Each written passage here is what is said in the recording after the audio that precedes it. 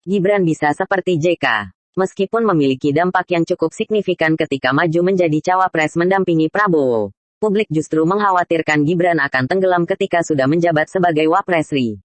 Fenomena kalahnya sinar Wapres juga terjadi di hampir seluruh negara demokrasi, termasuk Amerika Serikat (AS).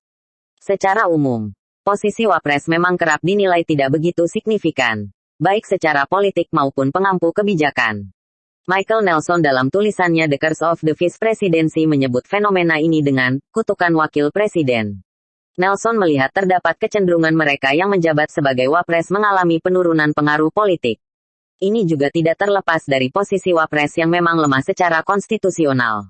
Namun, fenomena itu tampaknya tidak selalu terbukti. Hal itu bisa dilihat dari seorang Yusuf Kala, JK, yang kiranya menjadi sebuah anomali dari kutukan tersebut. Pada dua kesempatannya menjadi Wapres, yakni saat mendampingi Susilo Bambang Yudhoyono (SBY) dan Jokowi, JK membuktikan dirinya bukan hanya sebuah ban serep, karena perannya yang cukup signifikan dalam pemerintahan. Peran yang signifikan JK itu bukan disebabkan oleh posisi Wapres yang secara tiba-tiba menguat, melainkan besarnya pengaruh personal JK. Hal itu tampaknya bukan tidak mungkin akan terjadi pada Gibran saat mendampingi Prabowo nantinya.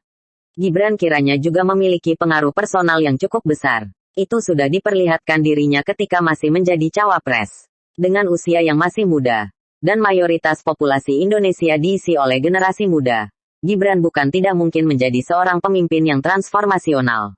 Bernard M. Bass dalam bukunya yang berjudul Transformational Leadership membahas peran penting komunikasi, visi, dan keberanian dalam kepemimpinan transformasional, serta bagaimana pemimpin dapat mengembangkan dan memperkuat kualitas-kualitas tersebut.